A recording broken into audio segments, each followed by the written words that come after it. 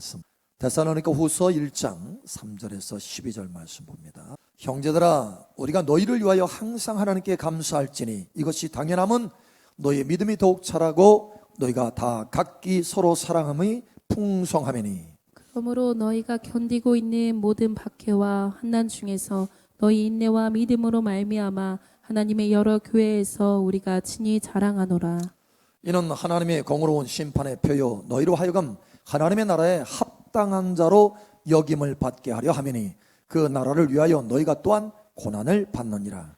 너희로 환난을 받게 하는 자들에게는 환난으로 갚으시고 환난을 받는 너희에게는 우리와 함께 안식으로 갚으시는 것이 하나님의 공의시니 주 예수께서 자기의 능력의 천사들과 함께 하늘로부터 불꽃 가운데 나타나실 때에 하나님을 모르는 자들과 우리 주 예수의 복음에 복종하지 않는 자들에게 형벌을 내리시리니 이런 자들은 주의 얼굴과 그의 힘의 영광을 떠나 영원한 멸망의 형벌을 받으리로다. 그날에 그가 강림하사 그의 성도들에게서 영광을 받으시고 모든 믿는 자들에게서 놀랍게 여김을 얻으시리니 이는 우리의 증거가 너에게 믿어졌습니다. 이러므로 우리도 항상 너희를 위하여 기도함은 우리 하나님이 너희를 그 부르심에 합당한 자로 여기시고 모든 선을 기뻐함과 믿음의 역사를 능력으로 이루게 하시고 우리 하나님과 주 예수 그리스도의 은혜대로 우리 주 예수의 이름이 너희 가운데서 영광을 받으시고 너희도 그 안에서 영광을 받게 하려 함이라. 아멘. 빌립보서 3장 14절 말씀 봅니다. 표대를 향하여 그리스도 예수 안에서 하나님이 위에서 부르신 부름의 상을 위하여 달려가노라. 아멘. 요즘 여러분 과학자들이 발견하는 가운데 중요한 것 하나가 뭐냐면 이 우주에는 엄청난 질서가 있다. 질서가. 그러니까 과학자들이 상상할 수 없는 그런 놀라운 질서가 있다라고 하는 것입니다. 예를 들면 그 중에 하나가 여러분 우리 서해안에는 바닷가에 보면은 지금 뭐 밀물 썰물 이렇게 딱 볼 때 물이 많이 들어왔을 때는 그렇게 특별하게 안 보이지만 물이 많이 내려갔을 때는요 이 해안선이 굉장히 굴곡이 복잡하게 되어 있어요. 복잡하게 되어 있어요. 그런데 그 해안선이 상당히 복잡하게 되어 있다 할지라도 거기에 규칙이 있고 질서가 있답니다. 예를 들면 저 한 10km의 해안선을 쭉 보면은 막 이게 계속 구부러져 있잖아요. 서해안은 더 구부러져 있잖아요. 동해안보다. 근데 10m의 그 구부러진 해안선만 딱 봐도요. 일부분만 봐도 전체의 그 모양이 어떻게 나오는지 볼 수 있답니다. 그러니까 일부분을 통해서 전체가 보여지는 질서가 있다는 거예요. 질서. 또 한 가지 예를 들면 수풀이 있죠. 거대한 산에 수풀이 쫙 있잖아요. 나무들이 질비하잖아요. 빽빽하게. 근데 도대체 그 산에 얼마나 많은 나무가 있는가? 딱 산 하나에 얼마나 나무가 있는가? 이런 걸 딱 볼 때요. 어떤 한 지역 내에 딱 이 수풀이 딱 나누어졌을 때 그 수풀 안에 있는 나무의 숫자는 그 수풀 안에 있는 나무 한 나무의 가지의 숫자와 같답니다. 그러니까 이게 일부분인데 일부분이 전체를 나타낸다라는 거예요. 질서가 있다라는 거예요. 질서가 아무렇게나 만들어지지 않은 것이라는 거예요. 놀라운 질서가 다시 말하면 부분을 통해서 전체를 볼 수 있다. 이게 과학자들이 발견한 거예요. 자, 여러분이 이제 예를 들어서 집을 하나 지었다고 해봐요. 몇 억을 들여서 이제 집을 졌어요. 멋지게 딱 졌어. 근데 페인트를 칠해야 돼. 별로 집 안 좋아하세요? 집 하나씩 드릴게. 여러분, 자, 집을 딱 건축을 했는데, 멋지게 건축을 했는데, 이제 페인트를 칠해야 돼요. 뒤 할 것 없이, 담 할 것 없이, 안에 실내까지 똑같은 동일한 색을 칠한다. 동일한 색을 칠한다 할 때, 자, 여기에 샘플을 가져왔어요. 페인트 공사 그 일을 하는 사람이 샘플을 가져왔어. 세 개 색을 선택하라 이거. 세 개 색 중에 하나를 하나는 검정색이에요. 이만한 이 표본 색깔을 가져왔어요. 또 하나는 회색이야. 또 하나는 금색이야. 어느 걸 선택하겠어요? 자, 셋 중에 하나. 셋 중에 하나. 권사님 어떤 색? 에? 어떤 색이요? 에? 부끄러워서 색을 못 칠하겠대요. 제가 칠해드릴까요? 우리 수진 집사님 어떤 색? 에? 금색? 장로님 어떤 색? 마음에 드는 색이 없는데 셋 중에 하나를 칠해야 돼. 꼭. 아무것도 안 칠할 수 없어. 칠해야 돼. 셋 중에 하나.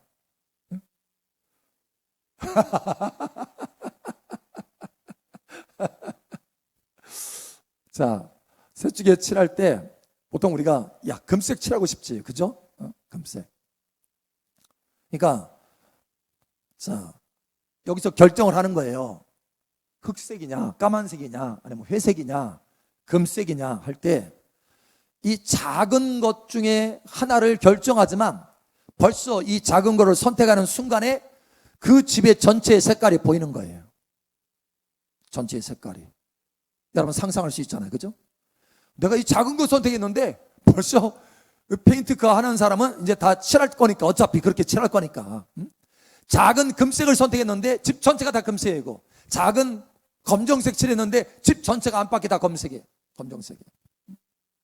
그러니까 이 작은 거 보면 그 집 전체의 색깔을 알 수 있어요. 왜? 그걸로 결정되니까. 여러분 지난번에 한번 그 얘기를 했었죠. 우리 인생은 이 금생과 내생의 이 모습은 마치 이와 같다. 내생의 이 영원한 이 삶은 얼마나 큰지 마치 태평양과 같은 어마어마한 넓은 바다와 같다. 그런데 그에 비하면 금생은 그 태평양에서 물 한 방울 탁 스포이드로 떠가지고 한 방울 탁 떨어뜨린 거, 그게 금생이다. 이생이라는 거. 이생 아주 짧다라는 거예요. 이생은. 그런데 이 영생은요, 이 한 방울의 이 삶과는 비교할 수 없을 정도로 어마어마하게 큰 거예요. 그 태평양에 이 물 한 방울이 얼마나 많이 들어있겠어요. 수조, 수경 곱하기 경, 경다음에 뭐죠? 해인가? 해. 수가 워낙 얼마나 많은 물방울이 그 안에 들어있어요. 그러니까 이 영생의 이 삶은 이 이생의 삶과는 비교할 수 없이 크다. 여러분 이것을 깨달으시길 바랍니다. 그런데 이 한 방울의 물의 색깔, 이걸로 태평양과 같은 큰 영생의 색깔이 바뀐다는 거예요. 그 얘기하려고 하는 거예요 지금. 길게 왔네. 여러분 이 한 방울의 색깔로, 인생의 이 한 방울의 색깔로, 이 한 방울의 색깔이 회색이면 그 영생의 태평양 바다도 회색이고, 이 한 방울의 색깔이 금색깔이 빛나는 금색이면 그 영원한 영생의 태평양과 같은 그 넓은 그 영생도 금빛 찬란한 색깔이라는 거예요. 여러분 어떤 색깔이 되기를 원하십니까? 영생에. 내가 검정색은 내가 얘기 않겠어요. 검정색은 저 지옥이니까. 만약에 둘 중에 하나다, 여러분 어떤 색깔을 칠하겠어요? 여러분의 태평양 바다에, 영생이라고 하는 이 바다에 어떤 빛이 있기를 원하는가? 회색이냐 아니면 금빛 찬란한 색이냐? 여러분 금빛 찬란한 색이 되기를 축복합니다. 회색이 아니라. 실제로 그래요. 실제로 그렇습니다. 이 땅의 이 생이 그래서 중요한 거예요. 그래서 작지만 한 방울이지만 이 한 방울이 우리의 영생을 대표하는 거기 때문에, 그래서 중요한 거예요. 이 한 방울. 내가 어떤 색으로 살아가느냐. 자, 그런데 예수님을 따르는 무리 가운데요, 예수님을 따르는 사람들 가운데 크게 두 부류가 있습니다. 두 부류. 하나는 무리고 하나는 제자입니다. 이 무리와 제자의 색깔은 이렇게 다르다는 거예요. 회색이냐 금빛이냐 이게 다르다는 거예요. 여러분 절대 회색이 아니고 금빛이 되기를 예수처럼 축복합니다. 이와 같이 달라요. 이와 같이. 그래서 오늘 첫 번째로 하나님께서요, 우리의 색깔을 한번 측량해 보래요. 측량. 한번 살펴보래요. 우리의 색깔이 어떤 색깔인지. 사실 여러분 요한계시록 11장에 보면 하나님이 요한에게 잣대를 탁 주면서, 전사를 통해서 잣대를 딱 주면서 성전에 있는 사람들을 측량하라. 측량. 성전에서 하나님 앞에 예배드리는 사람은 측량하래. 여러분 성전에 크게 세 부분으로 나눠져 있죠. 뜰이 있고 성소가 있고 지성소가 있어요. 그런데 성소와 지성소의 예배자는 측량을 하되, 그래서 하나님께서 보호하시는 거예요. 그러나 뜰에 있는 사람들은 측량하지 말아라. 보호하지 않겠다는 거예요. 42개월 동안 3년 반 동안 환난 가운데 밟히게 될 것이라는 거예요. 여러분 사실 이와 같습니다. 이 뜰의 삶은요, 이 무리의 삶과 같아요. 무리의 삶. 하나님 앞에 진정한 예배로 나아가지 못하고 주님을 따르지 못하는 삶. 사실 이 성전의 이 모습은요, 뜰, 그 다음에 성소, 지성소의 이 모습은 예수님을 따라가는 신앙생활의 모습입니다. 예수님을 따라가는 신앙생활이에요. 그 자체가 그걸 예표하고 있어요. 정확하게. 그래서 구원의 문, 성전의 문이 구원의 문이에요. 성막의 문이 이름이 구원의 문이잖아요. 실제로 구원의 문을 통과해서 들어가요. 뜰을 통과해서 들어갑니다. 그리고 성소를 통과하죠. 그런데 이 성소를 통과하면서부터 바로 제자가 되는 거예요. 뜰에서는 온전한 제자가 아니에요. 무리의 삶이에요. 무리의 삶. 그런데 이 성소를 통과하면서부터, 이 휘장을 통과하면서부터, 다시 말하면 자기 자신을 부인하고 예수님을 따르는 그 순간부터 이게 성소가 시작되는 거예요. 성소. 그래서 더 깊이 들어가는 거예요. 예수님이 날마다 나는 죽노라 하면서 십자가로 날마다 자기 자신을 부인하고 예수님을 따라가는 삶이 성소의 삶이고, 더 깊이 십자가를 통해서 내 자신을 부인하고 온전히 주님과 연합되어서 나아가는 그 삶이 지성소의 삶인 거예요. 그래서 하나님의 법궤까지, 지성소의 그 법궤까지, 다시 말하면 하나님 아버지의 보호자 앞에까지 가게 되는 것이 우리의 신앙생활의 모습인 거예요. 여러분 성소의 삶, 다시 말하면 제자의 삶이 온전히 열어지기를 축복합니다. 뜰의 삶이 아니라, 뜰의 삶은 무리의 삶이에요. 회색의 삶이에요. 그 성소의 삶부터 누구든지 나를 따라오거든 날마다 자기 십자가를 짊어지고 자기 자신을 부인하고 나를 쫓아갈 것이니라. 십자가를 통해서 성소에 들어가면서부터 예수님을 진정으로 따르는 예수님의 제자의 색깔, 금색으로 바뀐다는 거예요. 실제로 성소에 들어가면서 다 모든 것이 금색으로 바뀌잖아요. 그 안에 모든 기물들이. 그 전에는 동색이에요. 동색, 구리. 여러분, 여러분의 인생이 이와 같이 바뀌어지기를 예수의 이름으로 축복합니다.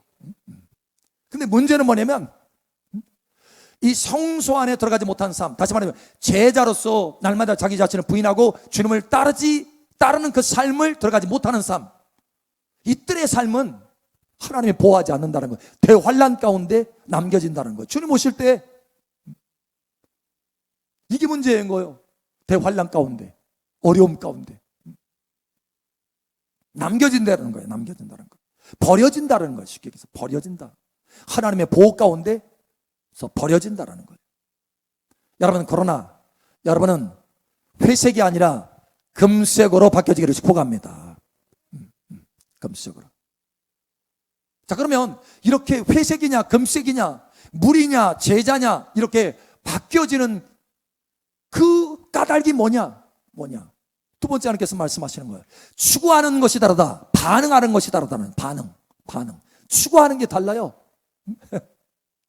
이게 무리와 제자가 추구하는 게 달라. 그래서 이게 다른 거예요. 색깔이. 여러분, 실제로 결정적으로 무리와 제자가 갈라진 때가 있었습니다. 어느 때냐? 오병이어의 기적이 일어난 뒤에요.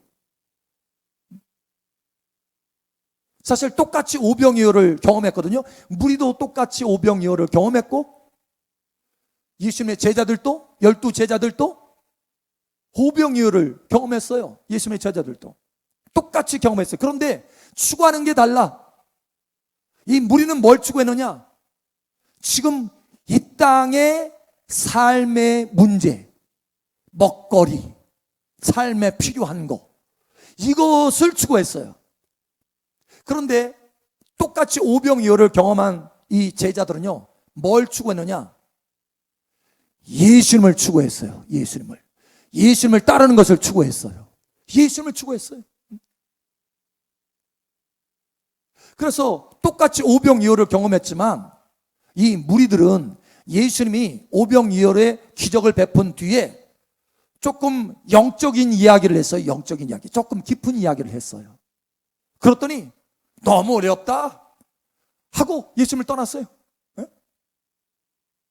오병이어의 기적을 보고, 야, 먹거리 생겼다, 야, 기적이다, 내 삶에 필요한 공급이 되는구나, 이걸 추구한 거예요. 현실을 추구하고, 현재 일, 금생, 이것만 추구했어요. 그럼 그러다가 예수님이 영원한 세계의 말씀을 하셨어요. 영원한 것을 바라봐라. 근데 그때로부터 이 무리들이요, 너무 어렵다 하고 예수님 버리고 떠났어요. 그런데 오히려 예수님의 제자들은 이 오병이어의 기적을 보고, 와, 이건 표적이다. 다시 말하면 예수님이야말로 메시아다, 나의 구원자다, 나의 주다, 하나님의 아들이다. 할렐루야. 나의 인생의 주인이시다. 할렐루야.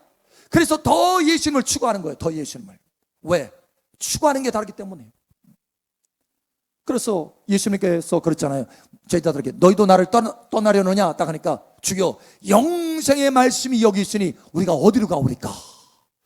이 무리들은 뭘 추구했어요? 이 땅의 것을 추구했어요. 영생의 것을 추구하는 것이 아니라. 그러나 제자들은 뭘 추구했느냐?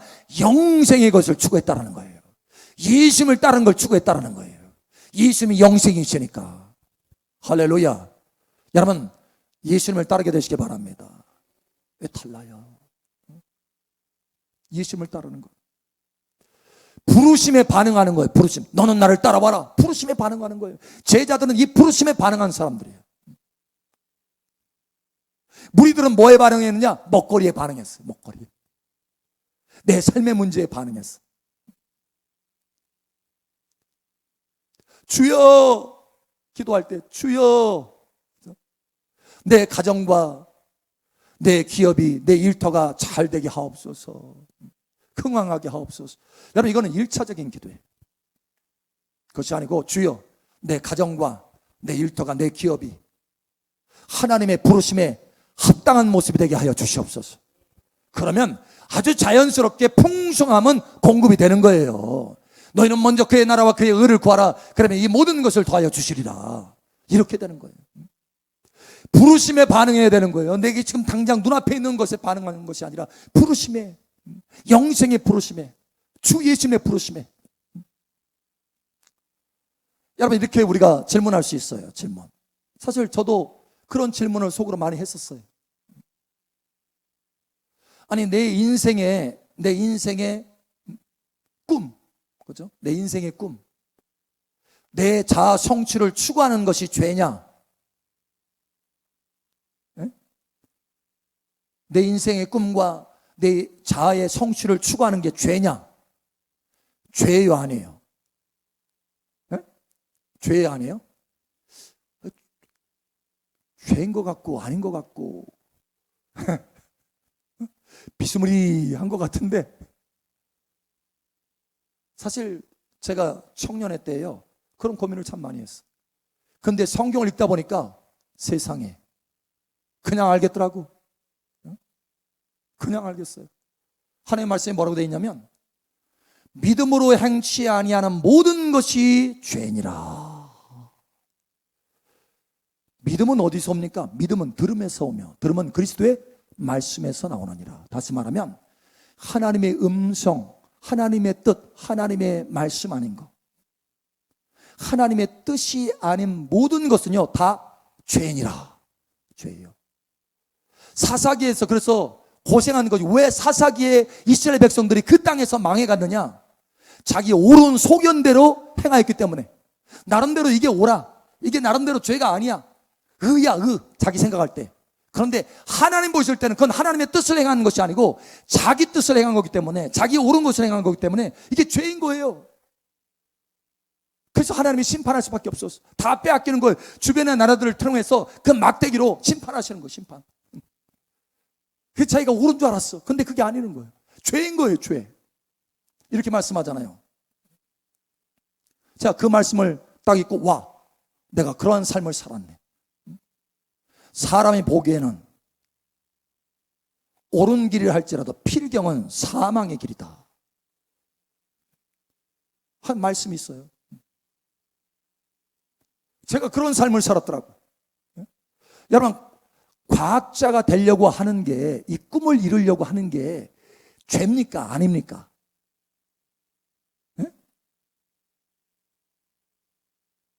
어려운 질문이죠. 어려운 질문을 하려고 지금 한 거예요, 사실은. 여러분, 과학자라고 하는 이 꿈을 이루는 것이 죄입니까? 아닙니까? 어허?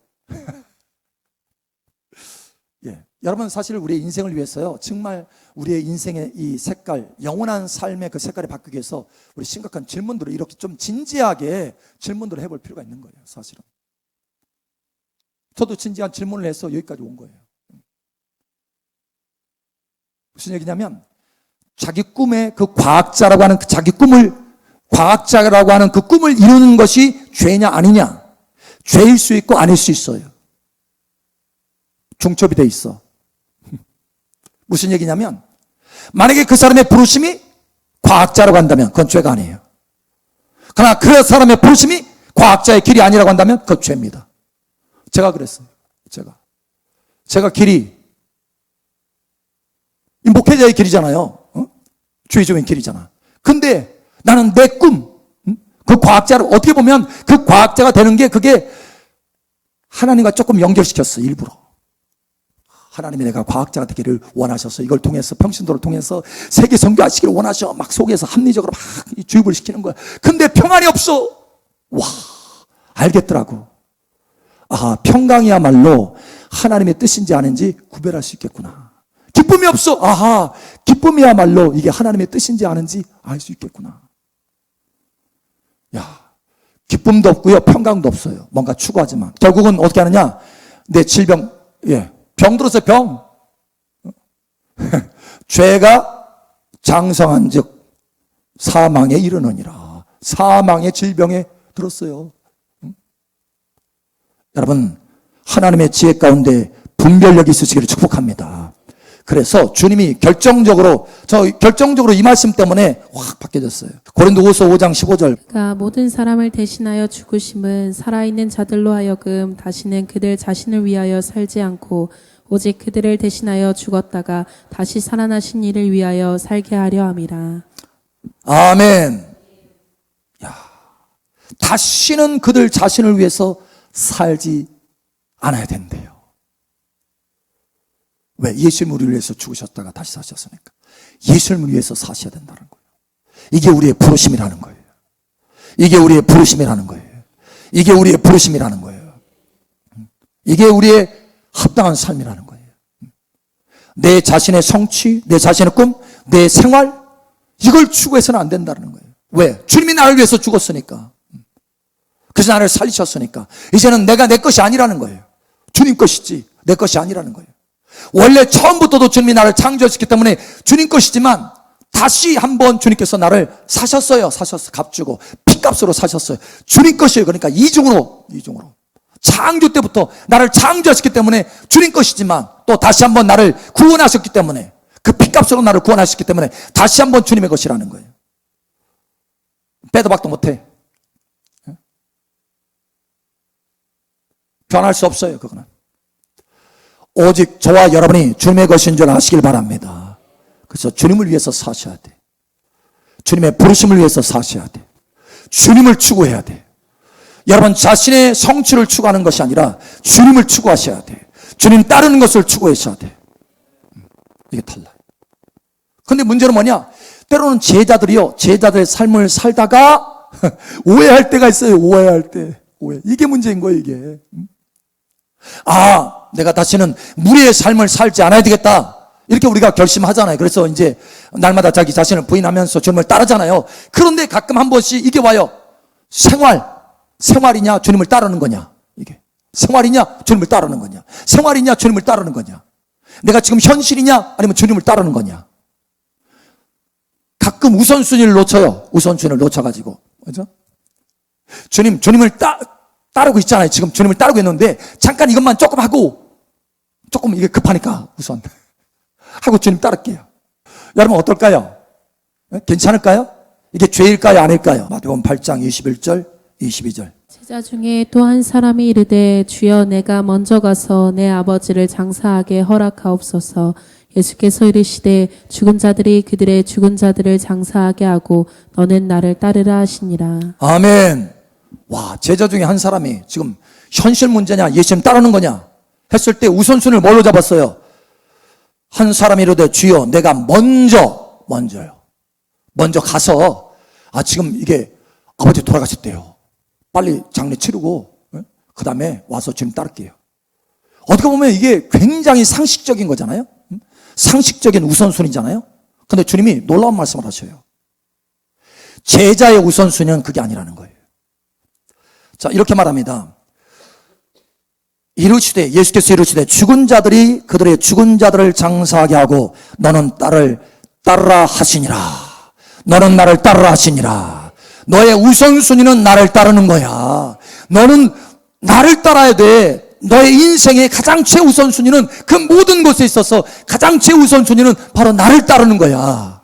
이게 제자야. 하나님의 말씀에 저와 여러분의 인생이 반응하게 되기를 축복합니다. 이 말씀으로 변화되기를 축복합니다. 여기서 갈라지는 거예요. 제자냐 아니면 무리로 떨어지느냐. 제자냐 아니면 제자에서 높은 차원의 제자로 들어가느냐. 그래서 오늘 데살로니가 후서 1장의 그 말씀에 하나님의 부르심에 합당한 자로 여기기를 원하신다. 합당한 자. 합당한 자가 뭐냐? 이 우선순위를 아는 자가 합당한 거예요. 합당한 거예요. 만약에 예수님께서 이렇게 말씀하시는데, 나는 먼저 가서, 우리 집에 가서 먼저 문제부터 해결하고, 그 다음에 올게요. 하서 갔어. 이제 제자가 된 거예요. 무리로 떨어진 거예요, 무리로. 그의 색깔이 금색에서 회색으로 바뀌어버린 거예요. 영원히 바뀐 거예요, 영원히. 여러분, 그러나 오히려 여러분은 회색에서 금색으로 바뀌어지기를 예수님 축복합니다. 또 금색에서도 더 찬란한 영광의 금색으로 바뀌어지기를 축복합니다. 제자들도요, 달라요. 제자들도 12제자가 있고요, 12제자보다 주님과 더 친밀한 제자 3제자가 있어요. 베드로와 야고보와 요한. 근데 12제자, 사실 이 12제자는 굉장히 예수님과 친밀하잖아요. 날마다 주님과 함께 다니잖아요. 그런데 70인의 제자도 있어요. 70인의 제자만 있느냐? 아니요. 120명의 제자가 있어요. 마가의 다락방에서 기도했던. 그럼 120명의 제자만 있느냐? 아니에요. 500명의 제자가 있어요. 한꺼번에 예수님의 승천하신 걸 봤던. 이와 같이 똑같은 제자지만 당시에 무리 가운데 섞여지 않고 회색 가운데서 벗어나서 이제는 금색으로 주님을 따르는 제자들이 있었지만 그 가운데서도 더 높은 차원의 제자들이 있다는 거예요. 여러분, 더 높은 차원의 제자들이 되기를 예수님 축복합니다. 영광의 금 찬란하게 빛나게 될 것을 예수님 축복합니다. 그 영광의 금과 같이 찬란하게 빛나는 사람들 중에서도요, 보석과 같이 하나님의 영광의 빛을 발하는 사람들이 있어요. 여러분, 그와 같이 되기를 예수님 축복합니다. 우리 앞사람 옆사람 뒷사람 축복합시다. 진정한 제자가 됩시다. 더 높은 차원의 제자가 됩시다. 더 높은 차원의 제자는 뭐냐면 우선순위를 분명하게 인생 가운데 세운 제자예요. 우선순위가 명확해요. 흔들리지 않아요. 모든 시험과 환난과 어려움과 생활의 모든 것 가운데 명확합니다. 그 기준이. 우선순위가 주님을 따르는 데 있어요. 주님을 따르는 데. 사도 바울도 고백하는 게 뭡니까? 위에서 부르심에 상을 향해서 내가 달려가노라. 뒤에 있는 거 안 돌아본다. 앞에 있는 것만 바라보고 내가 달려간다. 여러분, 이러한 믿음이 있기를 예수님 축복합니다. 베드로와 야고보 요한을 주님께서 부르실 때요, 그들은 그물을 버려두고 즉시로 따르니라 이렇게 말씀하세요. 그게 바로 주님을 따르는 합당 모습이라는 거예요. 즉시로. 우선순위가 아주 명확해요. 여러분의 인생 가운데 우선순위가 아주 명확하게 세워지기를 예수처럼 축복합니다. 그래서 하나님 말씀에 군사로 부르심을 입은 자는 자기 생활에 얽매이는 자가 하나도 없느니라. 우리는 그리스도의 좋은 군사로 부르심을 받은 자니라. 우리는 제자로 부르심을 받은 자니라. 이거예요. 그래서 그만큼 하나님께서 존귀하게 영원한 존귀를 주시는 거예요. 그 기준이 명확하니까. 그래서 이렇게 추구하는 것이, 반응하는 것이 다르기 때문에 결과도 다르게 됩니다. 결과가 어떻게 되느냐? 무리 가운데 섞여서 그저 이 땅의 현실의 것만 바라보고 이걸 추구하잖아요. 어려움이 오잖아요. 조금 어려움이고 문제가 생기잖아요. 아까 바로 좀 전에 그 제자처럼 실수하게 되는 거예요. 다시 또 돌아가. 무리 가운데 돌아가. 주님을 놓치는 거예요. 결국은 무리의 모습으로 떨어져요. 이 땅의 것을 추구하다가, 이 땅의 것에 반응하다가, 이 문제에 반응하다가 무리로 떨어지는 거예요. 그거 어떻게 되느냐? 어떻게 돼요? 사실 어려움을 피하려고, 예수님을 따르다가 어려움을 피하려고, 또 환난을 피하려고, 힘든 것을 피하려고 예수님 따르는 건 버렸어. 결국 어떻게 되느냐? 더 큰 시험 가운데 들어가는 거예요. 더 큰 시험. 시험 가운데서, 시험이 싫어서, 환난이 어려워서, 환난이 싫어서 예수님을 잠깐 제쳐놨는데 오히려 그것 때문에 어떻게 됐어요? 이 사람들이 대환난 가운데 들어간다는 거예요. 대환난 가운데. 그렇죠? 환난이 싫어서 예수님에서 떠났는데 오히려 더 큰 환난이 그들 가운데 들어가더라는 거예요. 그들 가운데. 이게 하나님의 법이에요. 요한계시록에 말씀하잖아요. 요한계시록에 3장에. 그러나 빌라델비아 교회는 내가 적은 능력을 가지고도 인내로서 내 말씀을 지켰으므로 내가 너희를 지켜, 그죠? 온 땅의 그 환난 가운데서 그 환난을 면하게 하여 주리라. 시험을 면하게 하여 주리라. 여러분은 시험을 면하게 되기를 축복합니다. 시험을 면하게 되. 자, 그런데 여러분, 이 무리는 그래서 시험에 떨어지고 말았지만, 그래서 대환난 가운데 떨어지고 말았지만, 제자는 어떻게 나왔냐? 제자는 끝까지 주님을 추구하기 때문에 어려움이 오잖아요. 환난이 오잖아요. 오히려 주님을 추구하기 때문에 주님을 얼마나 사랑하는가, 내가 지금 주님을 얼마나 사랑하는가, 얼마나 주님을 사랑하고 있는가, 이것이 그 시험으로, 환난으로 증명이 되는 거예요. 증명.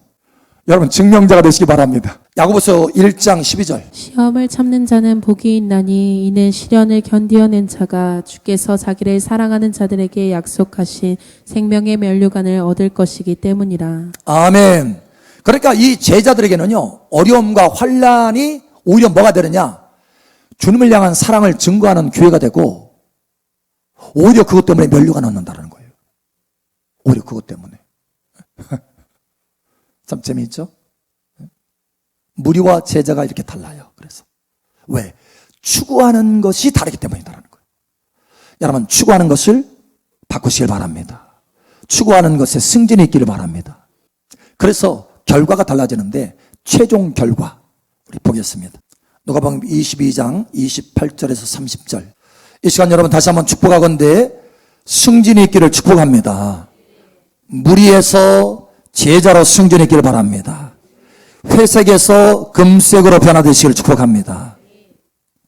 너희는 나의 모든 시험 중에 항상 나와 함께한 자들인즉 내 아버지께서 나라를 내게 맡기신 것 같이 나도 너희에게 맡겨 너희로 내 나라에 있어 내 상에서 먹고 마시며 또는 보좌에 앉아 이스라엘 12지파를 다스리게 하려 하노라. 아멘. 야, 예수님 오실 때 얼마나 달라집니까? 이게 이렇게. 무리와 제자가 얼마나 이렇게 달라집니까? 예수님 오실 때 그 무리는 그 어마어마한 고통의 대환난 가운데 떨어지고, 예수님 오실 때 제자는 예수님과 함께 보좌에 앉잖아요. 얼마나 이렇게 다릅니까? 다르는 거예요. 왜? 추구하는 것이 다르기 때문에. 추구하는 거지. 우선순위가 다르기 때문에. 여러분, 한 방울은 한 방울로 끝나지 않습니다. 우리 인생의 한 방울은요, 한 방울로 끝나지 않습니다. 그것이 태평양과 같은 어마어마하게 큰 영생의 색깔을 결정합니다.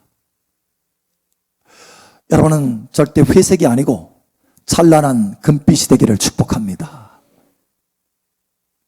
그래서 오늘 하나님께서 이 말씀을 전달하셨어요. 이 말씀을 통해서 이 말씀으로 여러분 승진이 일어나기를 축복합니다. 무리가 아니고 더 이상 무리로 남아있는 것이 아니라 제자로 변화되기를 축복합니다. 제자에서 더 높은 차원의 제자로 승진이 있을 것을 예수님 축복합니다. 추구하는 것이 변화되어야 됩니다. 우선순위가 변화되어야 됩니다. 추구하는 것, 우선순위가 변화돼서 제자로 온전히 세워지기를 예수님 여러분으로 축복합니다. 영원한 찬란한 금빛이 되기를 예수 여러분으로 축복합니다.